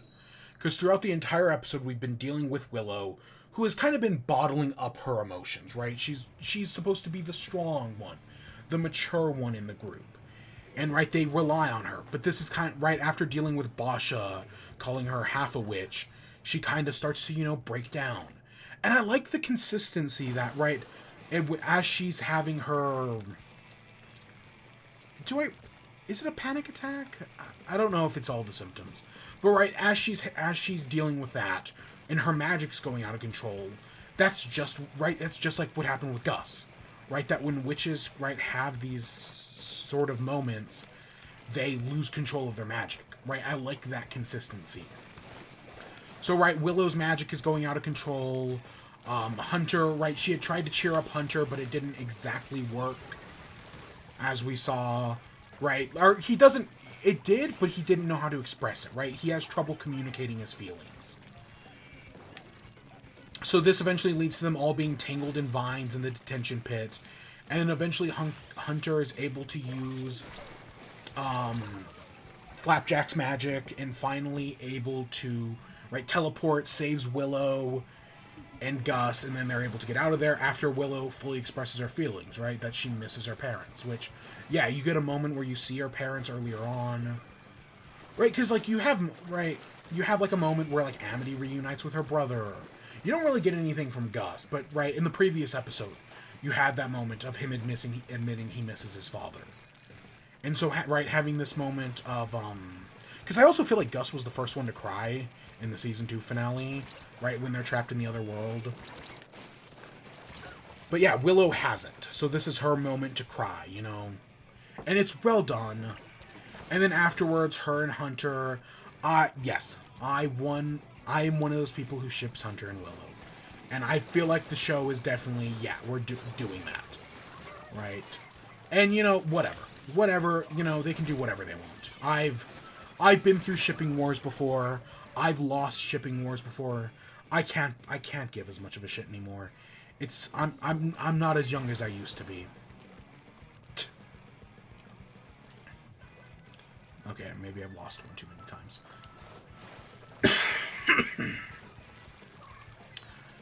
But we get that, right, we get those good moments. Completely unrelated, I love that we find out that Matholomule's, his last name is Tholomule, right? His first name is Ma. That's funny. That's a good little joke.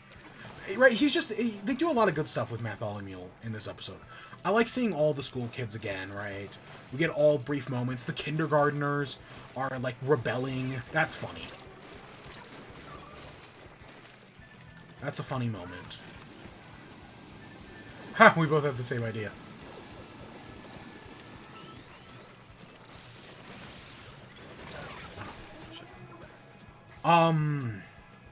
So that's what's going on with Willow, Hunter, and Gus. What's going on with Amity and Matholomule is that Basha has come to Amity and be like, you need to become queen of the school again, right? We join back with me. We can take over the school, right? We can rule it with an iron fist. And Amity's just like, that's not me anymore. I can't be what you need me to be.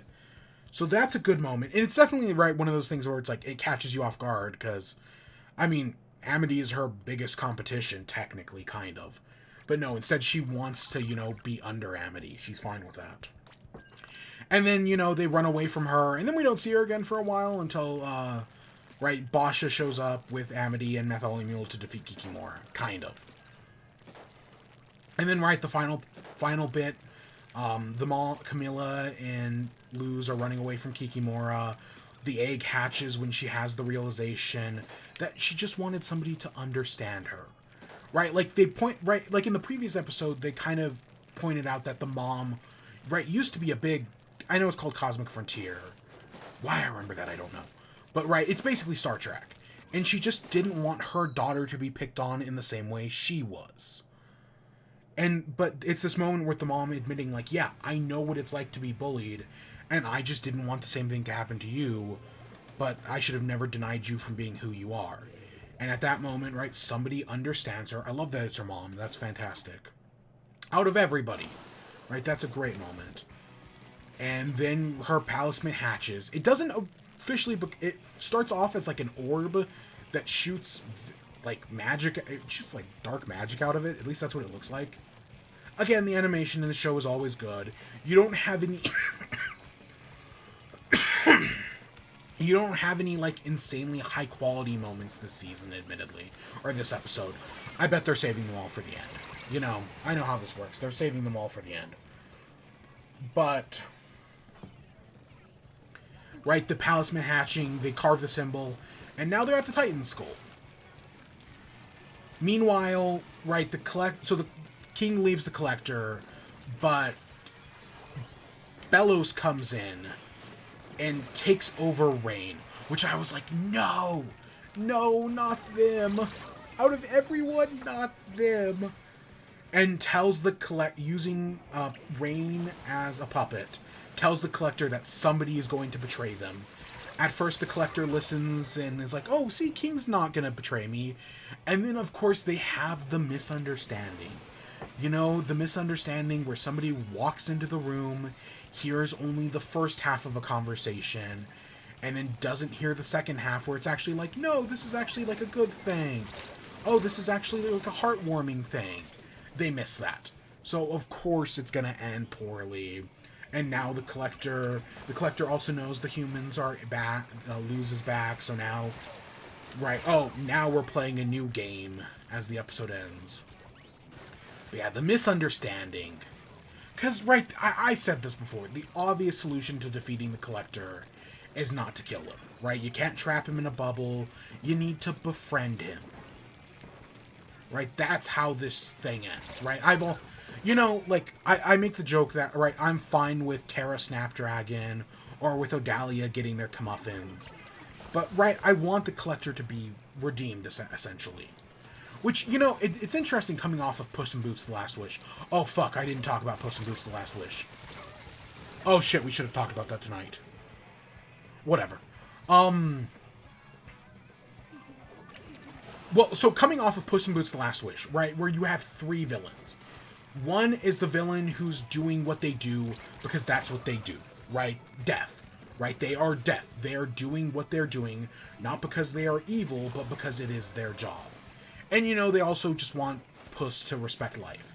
Then you have Goldilocks, who is doing what they're doing for a very similar reason to the hero. And so, by the end of the story, right, they pick, like the hero themselves, they pick something personal over their wish, and in the process, right, their wish isn't granted because they already have what they need. Right, the redemption, the villain redemption. And then you have Jack Horner, who is just the biggest asshole, right? The kind of guy who would shoot a puppy in the face. No, literally, he says he's going to shoot a puppy in the face. And yeah, no, he doesn't get redeemed or anything. He's just a terrible person, and that's fine. He's the primary villain of the movie, and he's great at it. Right? So what I'm always like, oh, I'm all aboard the villain redemption. But not every story needs a villain redemption, right? Right? Jack Horner did not need to be redeemed. That's fine. And right, I say that, oh, the collector should be redeemed, but that's because they're setting it up as such. Oh, Dahlia and Terra? No, not at all. They don't need to be redeemed any. Right, that's fine. That's fine if you don't redeem them.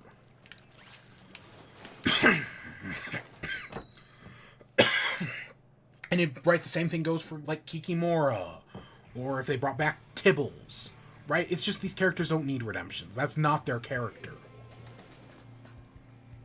But yeah, that's fully where I see it ending. Other than that, I have no idea. You know, are Camilla and Lou's gonna stay in the human world?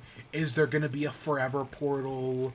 Or is it gonna end like Amphibia, where right they go home and that's it?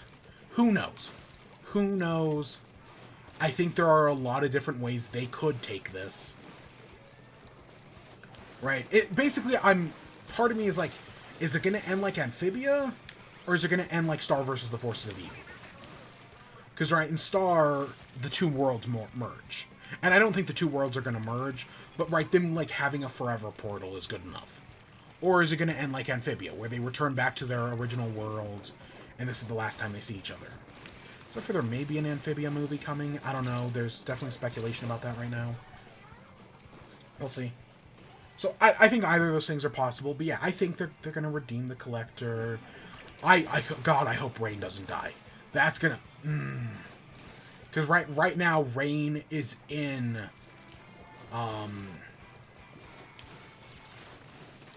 Or Bellows is in Rain's body. And it's like, oh my god, please don't let anything happen to them. Again, I can totally see the thing where, right, since love or crying or whatever is the cure to ending the Collector's curse, that, Ida cries over Rain, and that somehow, right, that breaks the curse over Rain, and that gets the Collector out. I could totally see that happening. But please, you know, again, I would rather end at a lesbian wedding? I mean, the saying is I'd rather end at a lesbian wedding than a, funeral. So please, I'd rather end at, Ida and Rain's wedding than I would at some sort of funeral.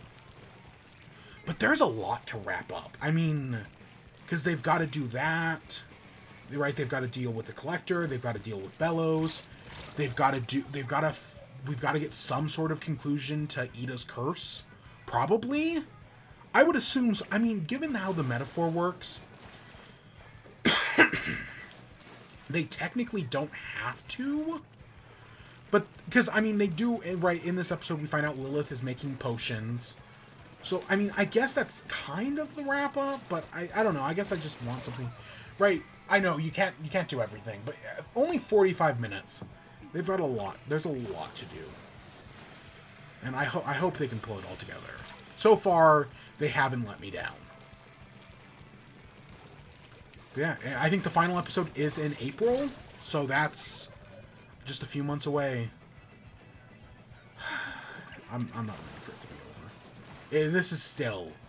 I mean, again, I know I said, right, it might be one of the best shows, depending on how they stick the landing. But so far, they're sticking the landing. Like, yes, did I enjoy thanks to them more? Yes. Doesn't mean I didn't enjoy this one. Oh my god, that one was close.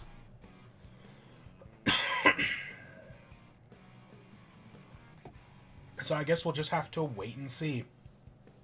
It's only a few months away, but it'll be here before you know it. So I guess that takes us to the outro. I know I said we could talk about Puss in Boots. It was really good. It's the best animated movie I saw last year, easily. Yeah, I'll just say that. We'll do one more match, sure. Again, I don't know why I have this cough. I do not feel sick at all. It's just a cough.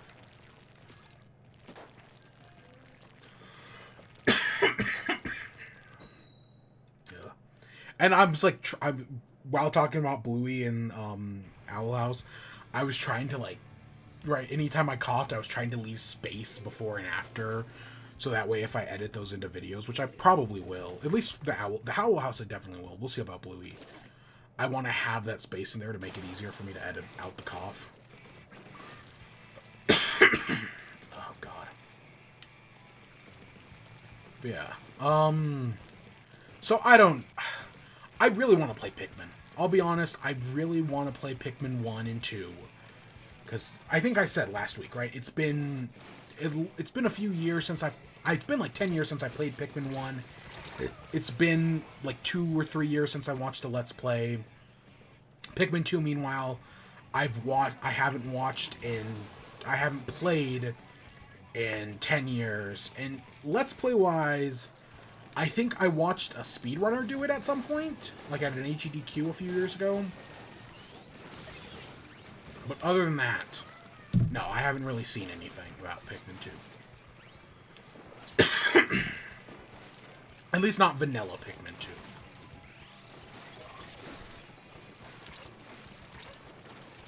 God damn, Tetris, man. So yeah, anything else?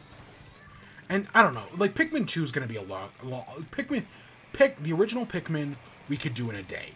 Pikmin 3 we could do in a day, right? Those are both. Pikmin 1 is a very short game. It's Arlo kind of compared it to a tech demo in his video. Pikmin 3, on the other hand, I know really well. I know well enough that I could probably do it in a single stream. Pikmin 2, on the other hand, is a bloated game. Because, right, people said Pikmin 1 was too short, so they made Pikmin 2 very long. And, of course, I'm talking 100% completion here, right? Like, honestly, my biggest fear going back into Pikmin 1 would be Emperor Bulblax, who I just have very little experience with. And I remember the boss. I remember you have to use yellows. Other than that, I don't really remember anything.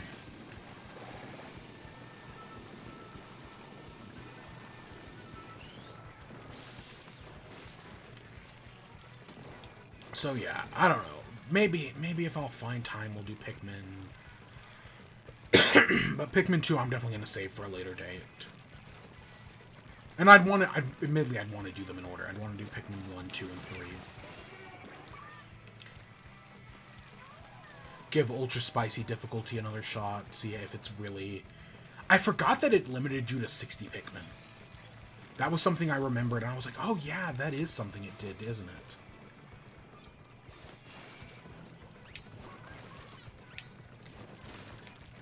So yeah, that's a whole thing to work with.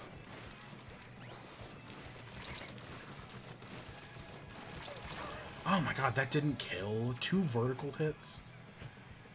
Honestly, Big Swig has been going, eh. Sometimes it seems fine, sometimes it seems terrible. I have not... The special, I feel like I can barely... We lost.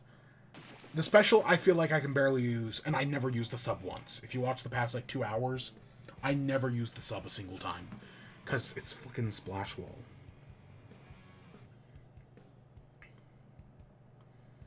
So, yeah. Oh god, my Twitter finally updated on Android. They finally updated Twitter to add the For You and following pages.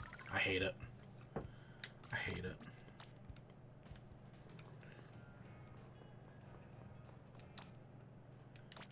Let's get our play of the day. Life itself. Where is it? So there's my shoes, right? 3 ink recovery ups and quick. They work really well. I use that. I've been using... See, this was the shirt. I used this shirt, and I've been using one of... I think these glasses. I think these ones. And yeah, it's been going really well. I've thoroughly enjoyed my time with the Splattershot Junior. Let's go check the shops real quick and the Miiverse art.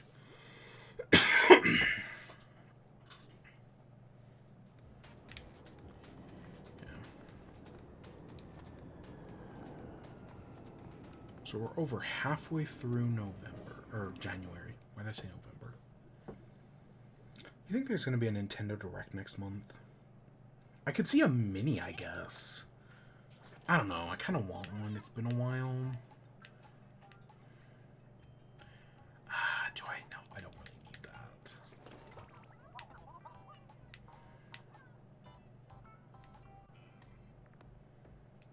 Wash tables. Nice.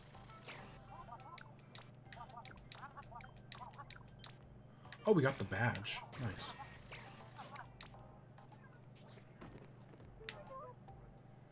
No, I don't need that. I really hate those shoes. I'll take these.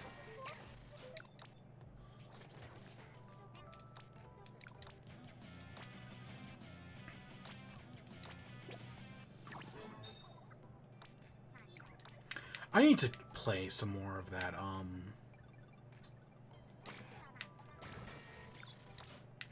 what's it called?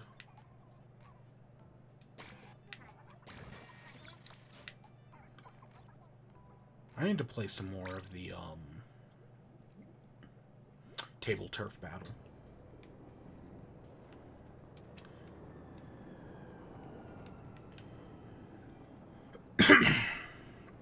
So yeah, next week, I know I keep saying we'll do Pokemon, and then we never do Pokemon.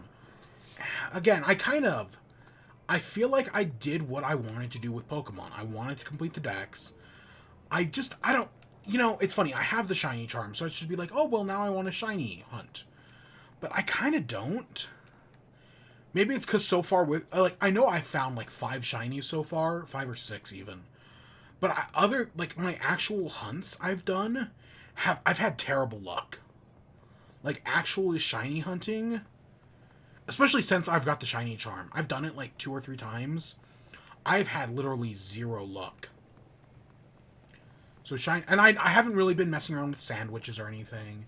I really need to get 6-star. I really need the 6-star braids, but God, I gotta redo all the gyms again, and I kind of said I would do it on stream, but I'm just so busy. And then, right, you have that time off, and I'm just like, oh, I want to sit down and watch Bluey. Right? I don't want to play some Pokemon, right? Do some serious battles. I just want to play Bluey. I just want to watch Bluey. Which is what I did do on my day off. But yeah, this is where we're going to end off. I've been going for a while. And it's about, admittedly, with having no news stories this week, this is about, I still expected it to take this long.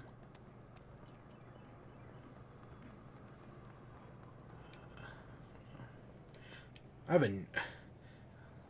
have a new editing software, and I've been like kind of scared to use it. So for editing videos, I'm kind of like scared to use it. But now that we're talking about the Owl House, I've done I've done seasons 1, 2, and I did thanks to them. I kind of have to do For the Future now, so I will. It's just I'm kind of scared to use this new editing software because I never have before.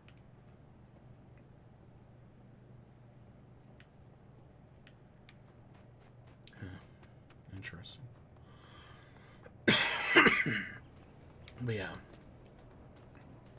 Okay, I'm just making circles in the lobby at this point. So yeah, we'll be back next week, you know, more Splatoon. I made a joke the other day, about how I completely forgot Fall Guys existed. Right? That since Splatoon came out, I've just had no reason to Fall Guys anymore. Like, they're in the middle of their, like, underwater season, and I just do, like, SpongeBob's in it, and I just don't care. Like, we played it once, and it was like, oh, yeah, this is still fun. But I just don't care. Like, right, I have, live services are a job, and I can only have one job at a time. It was Fall Guys, now it's Splatoon. I don't regret my time with Fall Guys, but I'd rather put it into Splatoon. I wish I bought a digital version of Splatoon. That was something that, right, having to, like, oh, let's say I want to boot up Pokemon. I have to go in, I have to switch out the cartridges, right, on the Switch's model. I wish I, because, like, that's why I bought a digital copy of Animal Crossing. So that way I never had to worry about that. I wish I had done that for Splatoon, but I didn't. Okay, that's where we're going to end off for the night. Yeah. Hey, maybe next time you see me, I'll have S rank. Probably not, but maybe. Until then, I hope you all enjoyed. Stay tuned for more. Until next time, peace.